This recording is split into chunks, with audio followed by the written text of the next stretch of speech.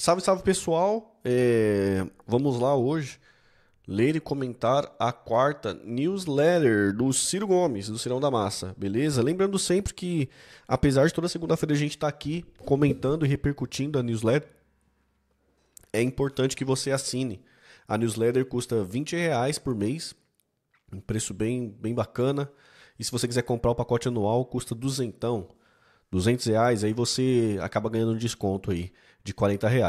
Beleza? É importante que você que você assine para financiar uma corrente de opinião independente fora dessa polarização, né, de extrema direita e direita, porque tá duro. É, então, vai lá, cirogomes.com.br e assina a newsletter do Cirão para ajudar a financiar essa corrente de opinião. Mas tá duro, tá sem grana, tá quebrado agora. Quiser acompanhar com a gente ainda toda segunda-feira, a gente tá aqui lendo e comentando a newsletter. Mas sempre deixando avisado que é importante o financiamento de uma corrente de opinião independente. Beleza? Então vamos lá. Antes de começar, o pessoal do Coletivo Universitário Nacional Desenvolvimentista pediu para eu divulgar aqui que vai rolar o primeiro seminário, na verdade é o web seminário de formação, o desenvolvimento nacional e a conjuntura, beleza?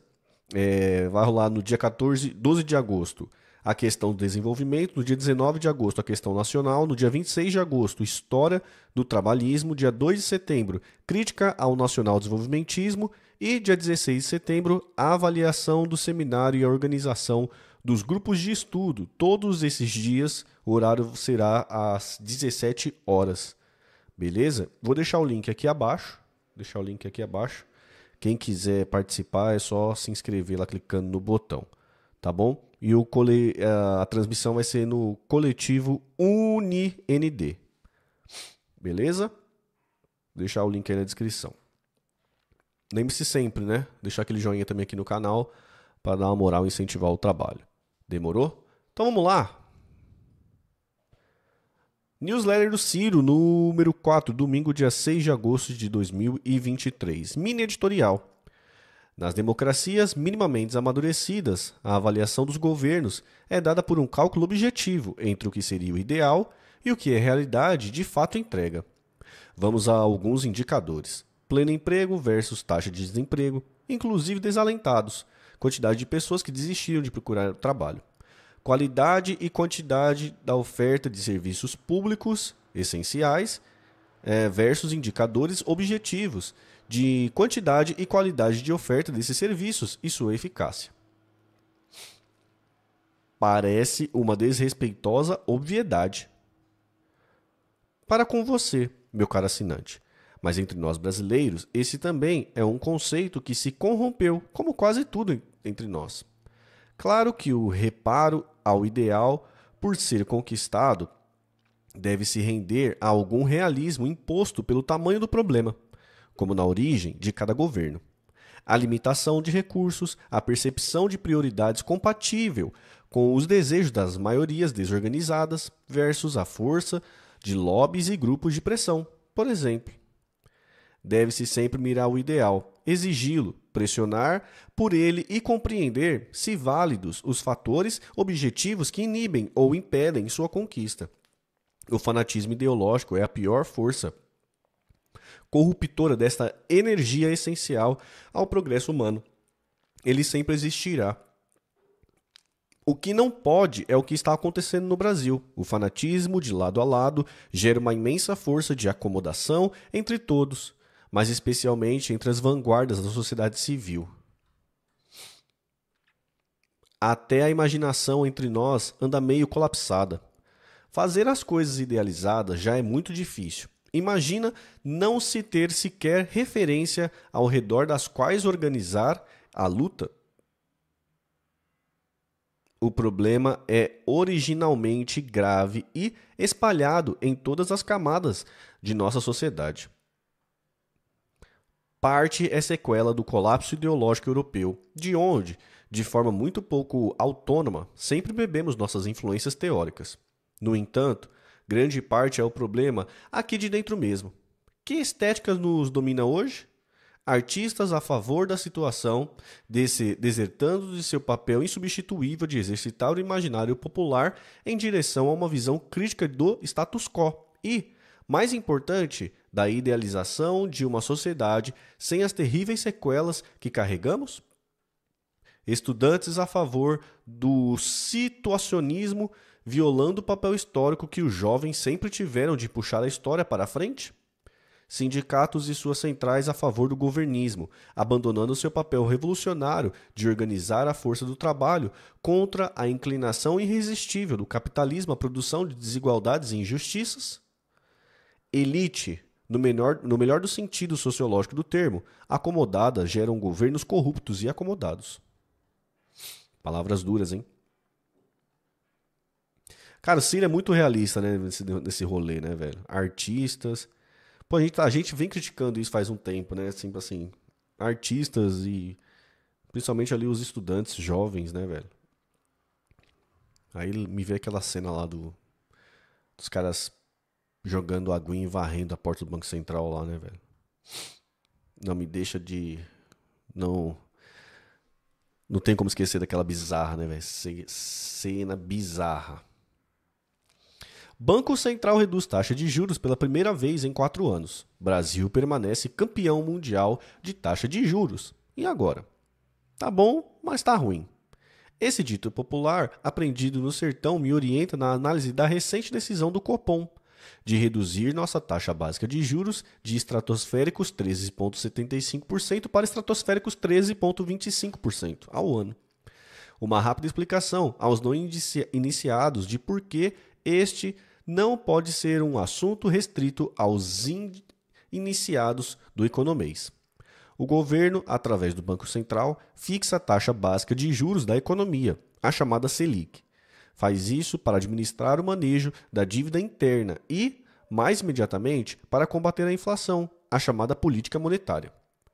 Para a nossa vida comum, 2 consequências centrais, embora não nos deixem saber bem do que se trata. O dinheiro que se paga de juros para a dívida interna sai do mesmo bolso de onde saem.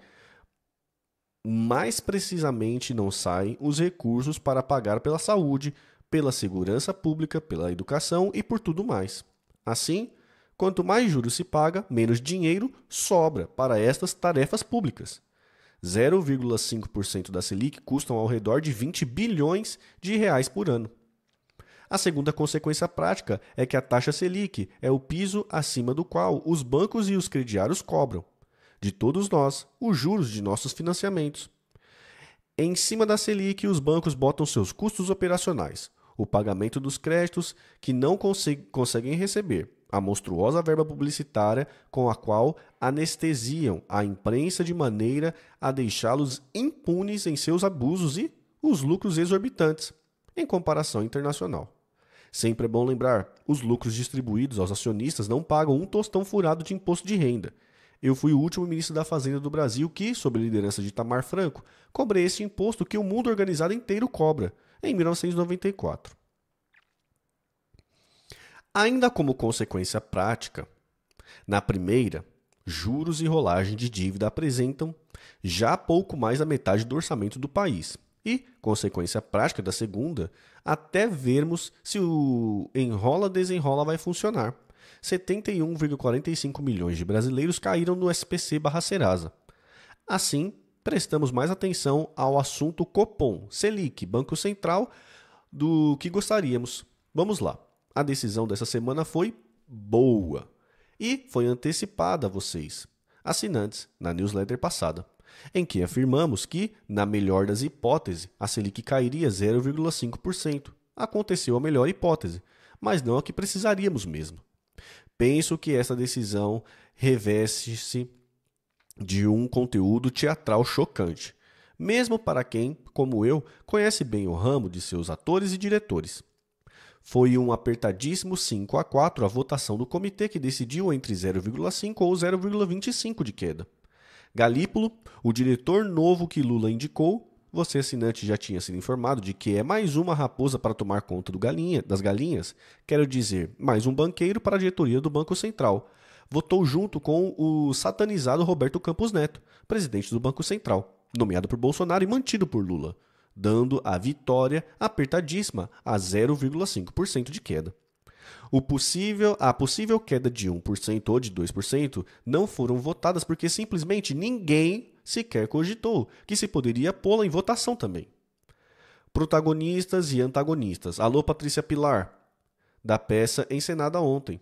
Roberto Campos e Galípolo cumpriram à risca seus papéis. O primeiro pisca o olho para Lula e o segundo acena para o mercado financeiro. Coadjuvantes importantes e com papéis claramente combinados, os outros diretores da era bolsonarista, totalmente orientados por Roberto Campos, encenaram a defesa da diminuição do exínguos 0,25% e mostraram ao mundo que o Copom é um órgão técnico, onde a divergência teórica acontece.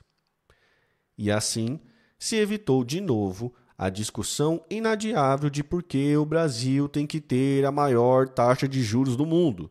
A ocasião seria especial porque foi a estreia de 2 diretores em uma diretoria de 9, indicados pelo governo Lula. Se houvesse algo além de mera retórica, também meramente teatral, nas sucessivas denúncias do presidente da República sobre a direção do Banco Central, no mínimo, Galípolo, quando assessorava Haddad, também criticou a condução do Banco Central, teria que ter comparecido à reunião levando um estudo técnico irrespondível que demonstrasse o erro de condução da política monetária brasileira. Se não levou, o teatro se evidencia.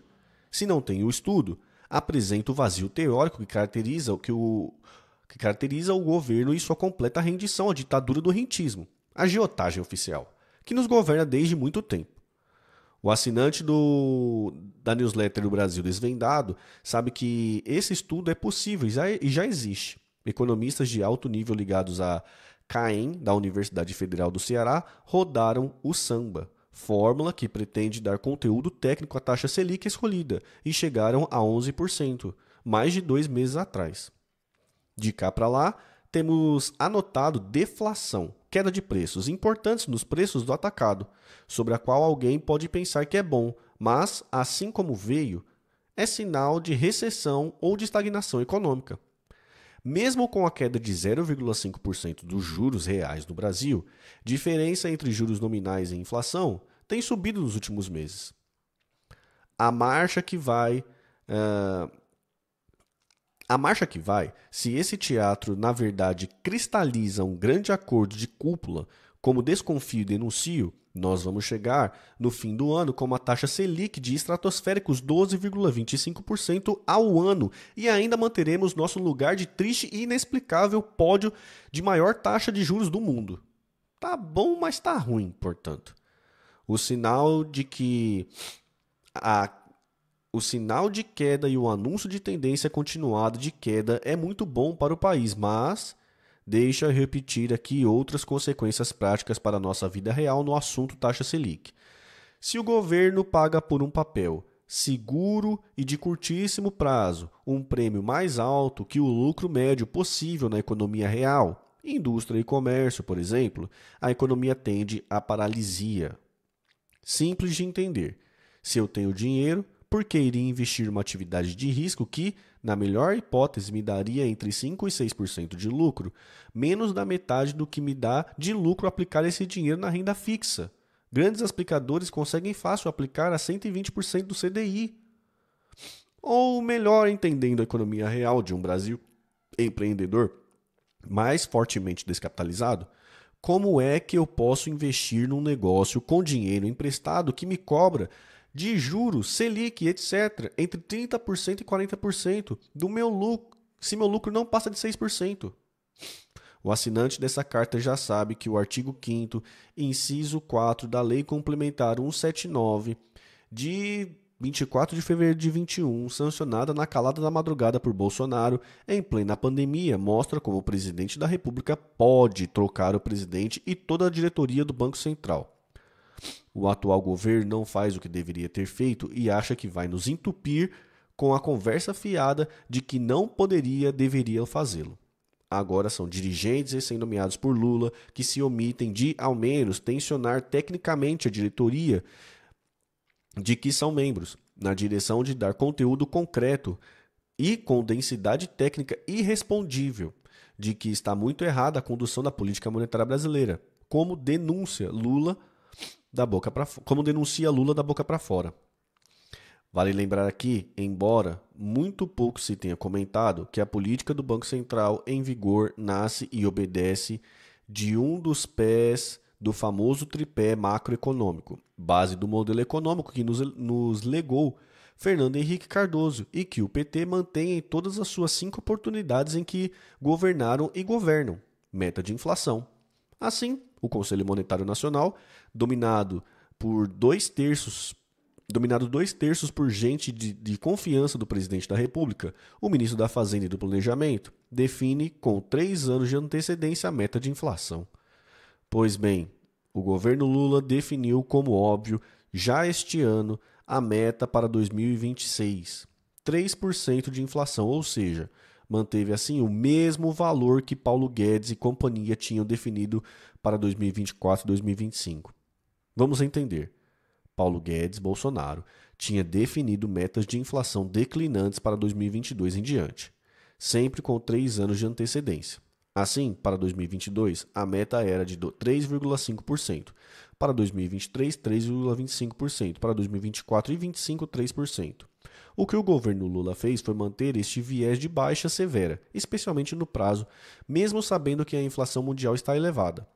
Nem mudaram esta regra, nem ao menos colocaram em debate a necessária adaptação destas metas a fatos tremendamente importantes, como a guerra na Ucrânia, que fizeram explodir os preços dos fertilizantes e do petróleo, por exemplo. Muito da inflação que vivemos é causada de fora para dentro, portanto inalcançável pela política de juros abusiva do nosso Banco Central. Que fique claro, portanto, ao assim proceder, o governo de Lula e do PT é responsável diretamente pela política atual do Banco Central. Saímos de uma das eleições mais agressivas e radicalizadas da nossa história moderna e o que mudou em matéria de política econômica? Nada. É do que se trata. Este arroxo monetário que é causa central da nossa estagnação econômica, afora outras, está sendo deliberadamente assumido pelo atual governo. Teatros como o que assistimos nessa semana têm um efeito muito consistente na opinião publicada entre nós. A realidade de um país que está proibido de crescer, entretanto, já se projeta também para o ano que vem. Ao crescer pífios 2% ao ano, é tudo que nos faz feliz? Foi esta taxa média que nos arruinou como nação e nos levou à tragédia política que vivemos recentemente. Boa tarde, Cris. Obrigado, Nies. Obrigado pelo membro, viu, mano? Salve, Maria.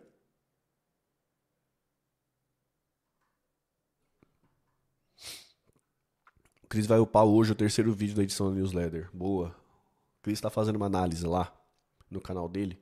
Em nome da Rosa, no canal, quem quiser seguir.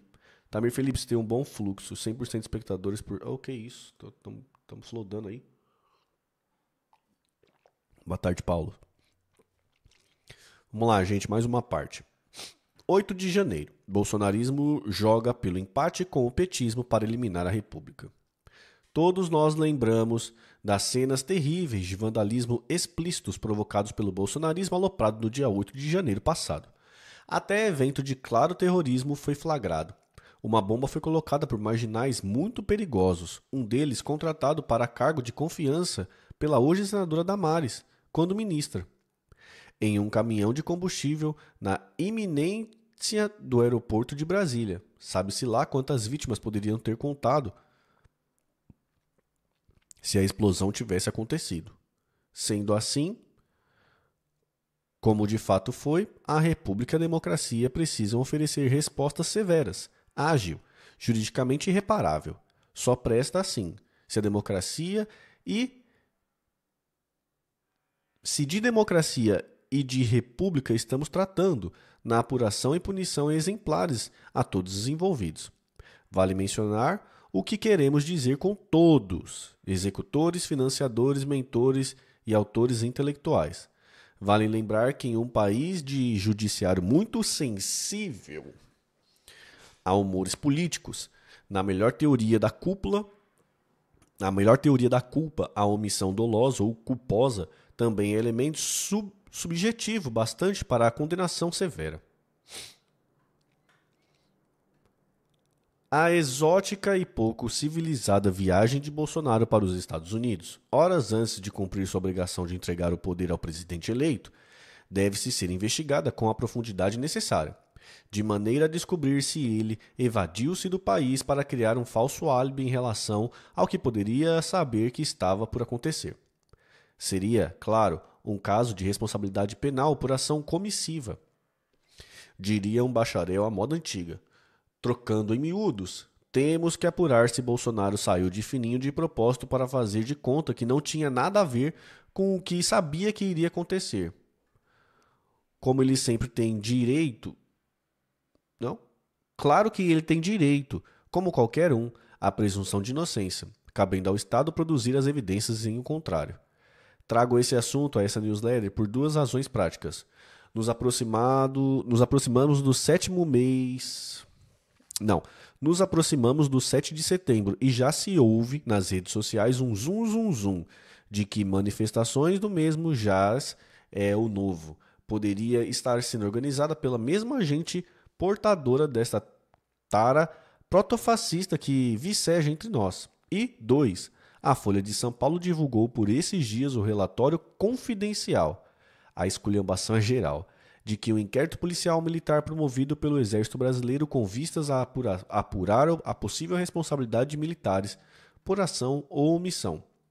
Em relação à primeira de minhas preocupações, apenas em ordem de apresentação, brasileiros saímos dessa. Democracia é valor definitivo. Não haverá retrocesso e, a quem perder, resta a tarefa de cobrar e criticar quem ganhou. Aceitem que dói menos, muito menos. Razões para protestarmos contra o governo sobram. Façamo-lo. Tremei Michel Temer. Pelos amplos caminhos da liberdade de expressão, de reunião e de manifestação. O vandalismo, especialmente contra o patrimônio público, é só selvageria e tira completamente qualquer razão que, porventura, haja nas causas do protesto. Vejam, por exemplo, a atual situação. Um monte de gente presa, com a vida arruinada, enquanto covardemente Bolsonaro foge e depois embolsa um patrimônio pessoal de 17 milhões de reais na maior rachadinha da história da humanidade. Há um forte componente de otariedade nessa gente, de quem tenho muita pena e a quem gostaria de respeitar. A segunda preocupação, entretanto, tem a ver com o jogo sujo que está acontecendo ao redor do assunto 8 de janeiro. Aqui já é chegada a hora de denunciar. O jogo de empate que o lulopetismo joga com o bolsonarismo ao redor dessa novela tão potencialmente perigosa para a nossa nação. Por enquanto, o ambiente do jogo é a CPI em curso no Congresso Nacional e pouca atenção ao tema dedicado por nossa grande mídia. Se é flagrante que foi o bolsonarismo que praticou os atos de vandalismo e o episódio terrorista já descrito acima, por que é o bolsonarismo quem pede a CPI? Se o nascente governo Lula, em última análise, era vítima e alvo dos atos tresloucados, por que o governo fez tudo o que podia e não podia, emendas liberadas, cargos distribuídos, por exemplo, para impedir a CPI de se instalar? A Brasília politiqueira vive de segredos de polichinelo, você sabe, mas o Brasil desvendado também é cultura.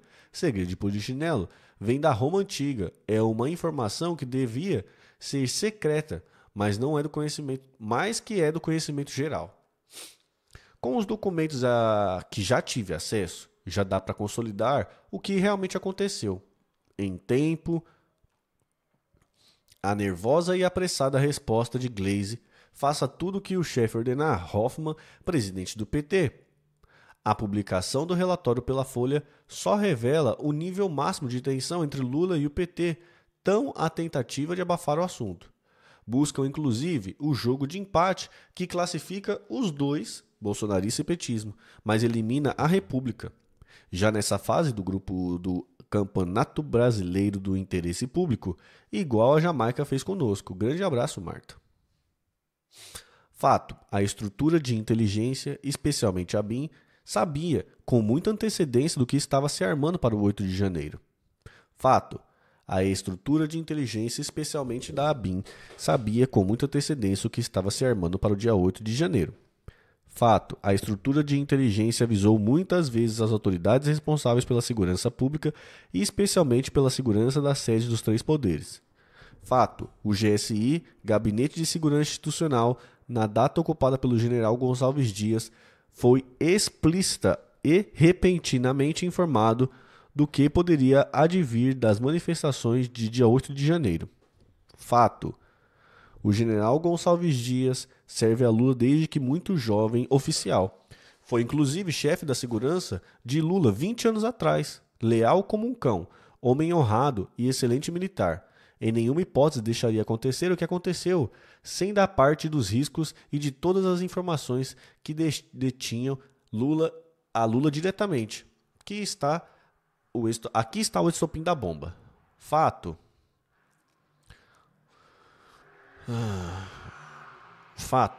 no dia 6 de janeiro, o GSI, já de posse de todas as informações que indicavam o que viria a acontecer no dia 8, classificou a situação como de normalidade.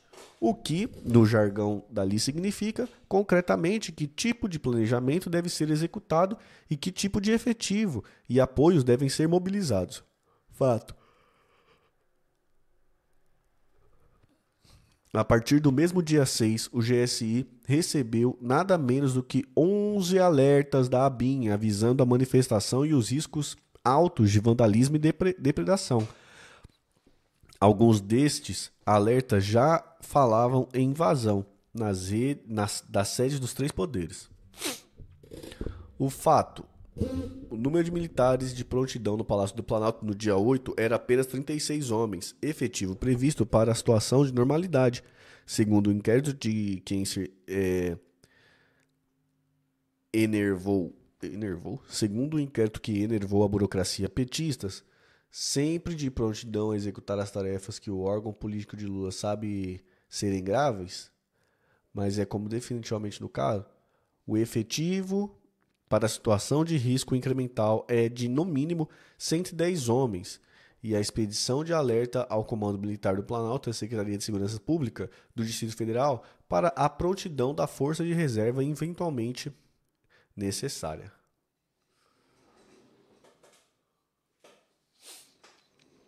Fato: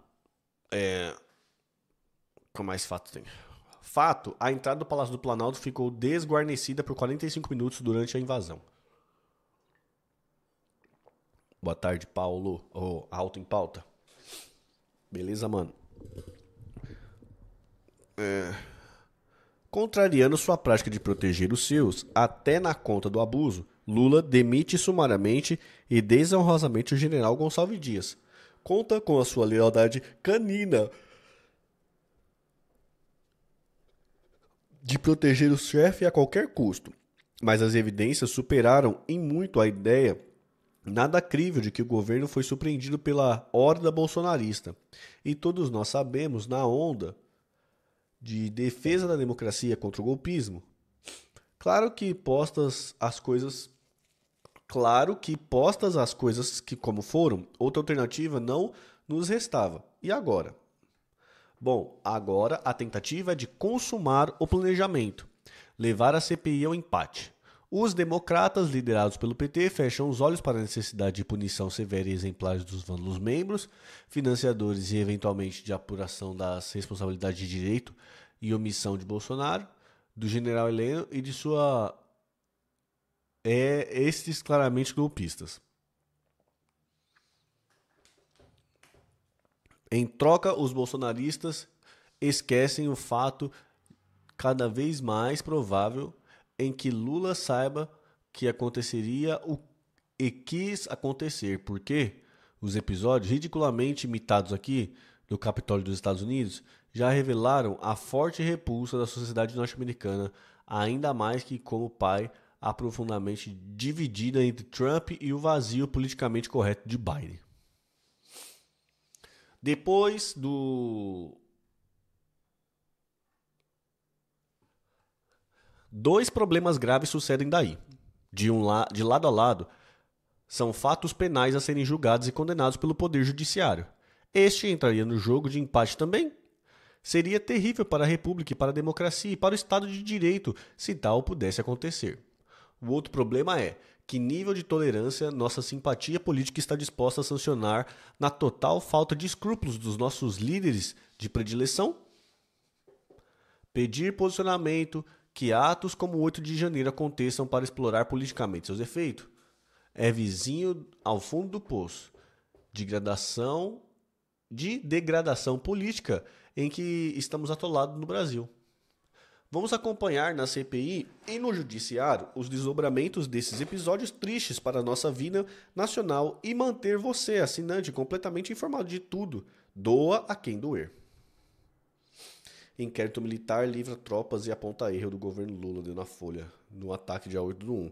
A apuração do Exército diz que era possível ter evitado com planejamento a invasão do Planalto ou minimizado danos. Não é melhor aprender a ler primeiro? Ah, tô tentando, Duarte. Mas é assim, né, mano? Se você tá achando minha leitura ruim, vai lá você e lê, velho. Tá ligado? Vai lá você e lê, mano. Assina o bagulho e lê. Entendeu? Assina a parada e lê. www.cirogomes.com.br. Aí você vai lá, assina. Aí vai vir pra você, você lê. Entendeu? E aí você não precisa ficar vendo aqui minha leitura ruim. Sacou? Não é a melhor coisa que você faz? Tá ligado?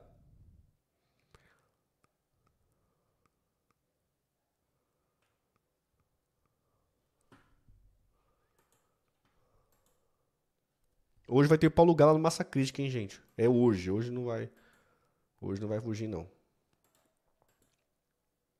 Tomou! Que acabou? O meu veredito. Fake Nery! Aqui acabou. Acabaram. Acabou. Não existe mais. Não existe mais. Acabou o assunto. Essa é a minha opinião. Acabou. Vamos lá, continuar? Ô, Duarte, você quer falar mais alguma coisa aí? Quem quiser falar mais alguma coisa, fala aí, Duarte. Emprego em alta? Onde está o meu? Perguntam os muitos milhões de desempregados, desalentados e precarizados. Felipão vendeu ontem. O QR Code tá zoado? Mano, o QR Code é que tem muita gente que abre o aplicativo do banco, e tenta escanear lá, tá ligado? Mas não é assim, é pela máquina, pela câmera mesmo. Aí vai abrir aplicativo lá que vem com código, não é isso? O Vasco venceu, fala dele. Vamos lá. Emprego em alta, onde está o meu? Perguntam os muitos milhões de desempregados, desalentados e precarizados. O governismo cego estranhou minha leitura acerca dos últimos números de emprego no Brasil. Estatística é um cavalo arisco, difícil de montar e neste país então nem se fala. Então vamos complementar as informações que esta newsletter já trouxe sobre o assunto.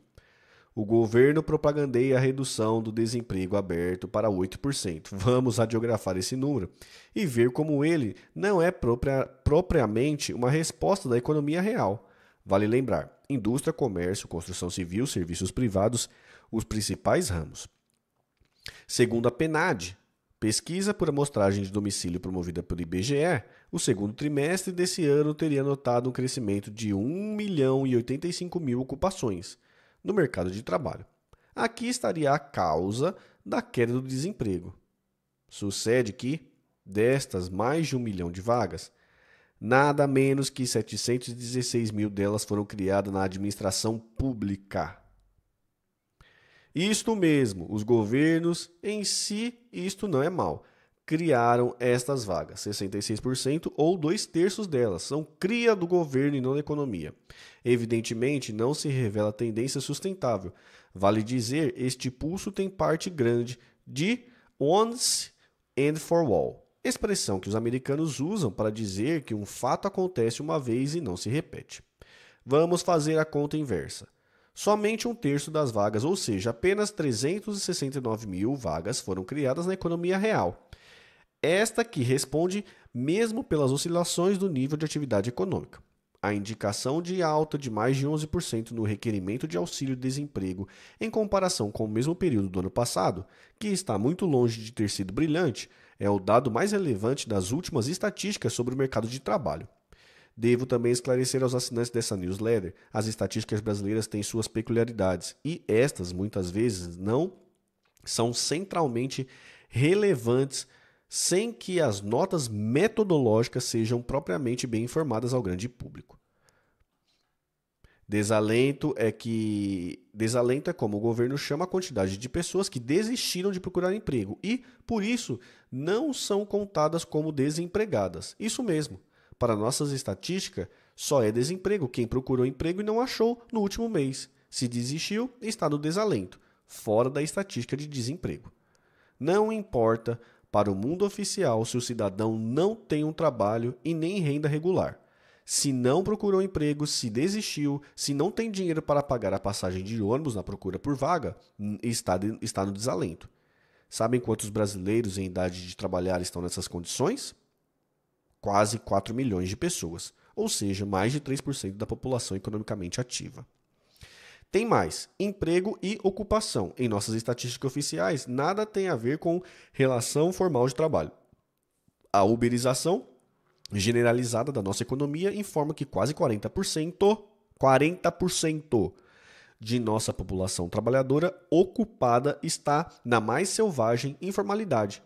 Por agora, vale dizer, sem férias, sem descanso semanal remunerado, sem 13º salário, sem nenhum direito. Lembra dos escravizados? Eles tinham casa e comida de seus senhores. Mas, minha preocupação maior, estamos mandando ao futuro próximo quase metade de nossa população a uma velhice sem qualquer aposentadoria ou proteção. Isso não tem solução lá no futuro. Só providências urgentes tomadas agora podem, será que ainda dá? Produzir uma equação institucional para esta aberração. O que pensa, propõe ou está disposto a fazer o quinto governo do PT em relação também a isto? Perdoe-me perguntar, excelências do poder. A reforma trabalhista feita pelo golpista vai ficar assim mesmo. Desculpe-me perguntar, excelências do poder, mas sabe como é? Perguntar não ofende. Saudades do Jô Soares. E a Previdência? Mas aí já é querer saber demais, não é? Excelências do poder. Economia. IBGE. O único destaque na geração de emprego foi grupo Administração Pública, Saúde e Educação. Vamos lá para nossas rapidinhas. 1. Racha do PCB expulsa o jovem intelectual Jones Manuel e mais outro tanto de velhos e novos militantes. Tenho muitas dificuldades pessoais, científicas, de aceitar as premissas da praxis marxista-leninista nos tempos modernos em que, por exemplo, fundos de pensão bilionários pertencentes à classe trabalhadora e aplicados com crueza capitalista turbo-financista distorcem premissas de apropriação da mais-valia pelos capitalistas. Mas não é, nem de longe, minha intenção discutir isso, em trazer essa nota aqui. O que pode ter relevância neste racha e na tradição de expurgos é o centro do debate. Interessa ao Brasil. Parece ser a questão de como Lenin leria a invasão russa da Ucrânia. Vale muito a pena discutirmos isso. Não para psicografar o revolucionário russo, mas para acharmos uma posição nossa brasileira sobre esse conflito revelador do fim da velha ordem nascida. NS mandou R$20. Não acabou não. Tamo junto, NS. Não acabou então? Será que não? Acabou. Não acabou, não. Acabou sim. Não acabou, não. Então fica aí a dúvida se acabou ou não. Vamos lá. Vale muito a pena discutirmos isso, não para psicografar o revolucionário russo, mas para acharmos uma posição nossa, brasileira, sobre esse conflito revelador do fim da velha ordem nascida na Segunda Guerra Mundial. Enquanto outra ordem nova ainda não nasceu, Mas, para mim, que me sinto sufocado pelo adesismo despolitizado e acrítico das esquerdas brasileiras ao governismo neoliberal, rentista, corrupto, reacionário e fisiológico, quero mais deste debate. Jones Manuel dele se pode discordar, mas, como dizia meu velho pai, ele sabe ler. Tá aí. Ciro e Jones. Duas rapidinhas aqui, a segunda rapidinha. E não é que a agência Fitch rebaixou a nota de risco dos títulos do Tesouro Americano? Nossa carta anterior falava dessa possibilidade pela projeção a longuíssimo prazo dos desequilíbrios duplos da portentosa economia norte-americana. Eles têm um monstruoso e crônico déficit fiscal e um monstruoso e crônico déficit comercial. A tudo mascaram impunemente porque são detentores solitários do poder de emitir o dólar. E esta moeda segue ainda sendo a única reserva de valor internacional e o termo único de trocas comerciais no mundo. E esta franquia eles mantêm manu militare, em latim pela força militar, se e quando necessário. Esta agência Fitch é mesmo muito doida. Ou todas elas, talvez. Ou, ao invés de doidas, são mesmo as serviçais da especulação financeira global. Deixa eu dizer porque eu disse na newsletter anterior que um rebaixamento desses seria pura bobagem. É que mais de 90% das reservas cambiais do planeta Terra estão hospedados em títulos da dívida norte-americana. Só um exemplo. A grande tensão internacional hoje é a nova Guerra Fria. Tem os Estados Unidos e a China como polos. Pois bem, a China mantém suas reservas trilionárias em dólar. E a Fitch reduziu a confiabilidade dessa dívida e melhorou a brasileira. Precisa dizer mais alguma coisa?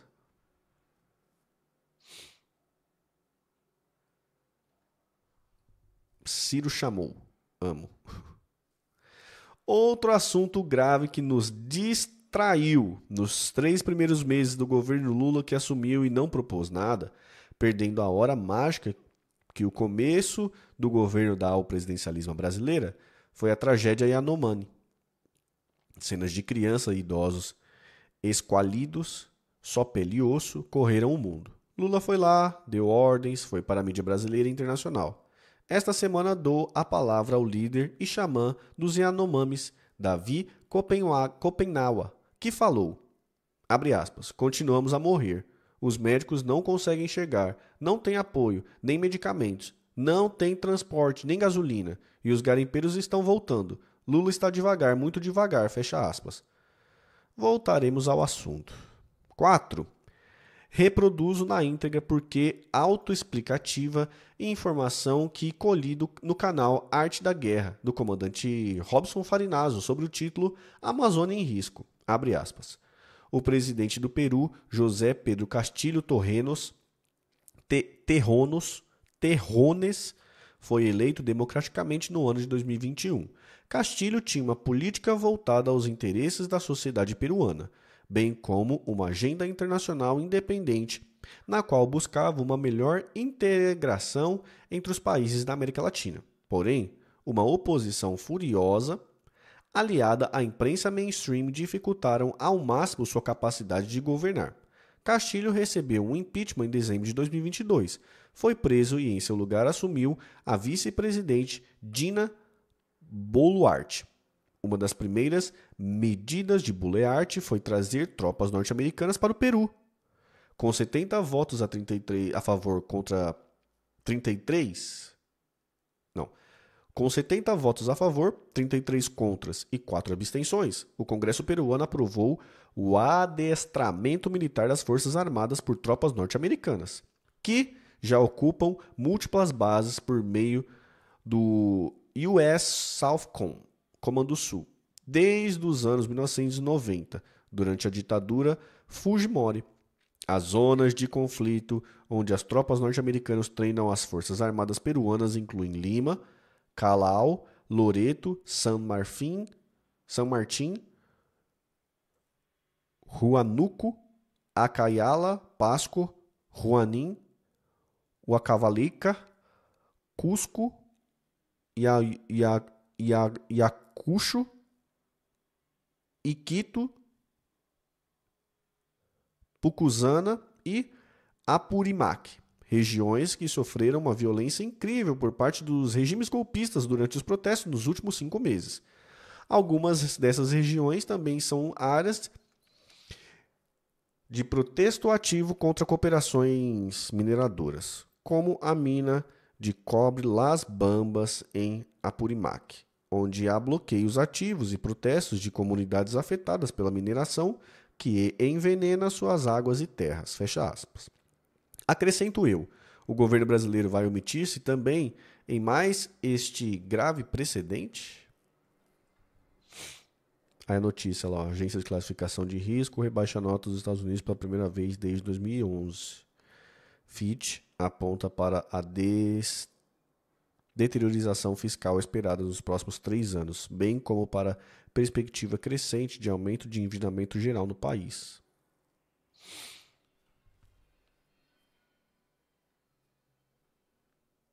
Boa, vamos ver os comentários. Vamos ver os comentários. Vamos ver o que vocês estão achando. Tarde Tamir, cientista Miguel Nicodelis, foi no podcast do Sérgio Sacani, Ciência Sem Fim, eles soltaram um corte interessante para comentar o culpado pela falta de desenvolvimento do Brasil. A gente já reagiu, João, vai sair o corte hoje aqui no canal. Salve Isaías, boa semana, mano. Segunda-feira vamos sobreviver mais uma. Geraldo falou, na capa do vídeo do antagonista em tom de zombaria, dizendo que o Ciro quer desvendar o Brasil com R$20. Eu fiz um comentário, leia a carta, porque o trabalhador é digno do seu salário. Mas o antagonista, ele apoia lá o Ciro, né? Ele apoia, mano. Acho que não foi zombaria não, velho. A newsletter do Ciro é a pílula para sair fora da Matrix e da bolha Barbie cor-de-rosa dos Lula afetivos. Total. Total. Foi boa, né? Acho que é isso. Então, gente, quem estiver vendo o corte, Ciro, se você estiver vendo o corte, comente aí, Ciro. Sei que você tá vendo. Tamo junto. Não se esqueça de deixar o like, o joinha, se inscrever no canal, tá bom? Tava assistindo o podcast do Pirula com o Felipe Figueiredo do Xadrez Verbal. Achei muito legal. Vou ver também. Tu tá ligado que o Santinelli simulou o espancamento do Luciano Hang por causa do ozônio?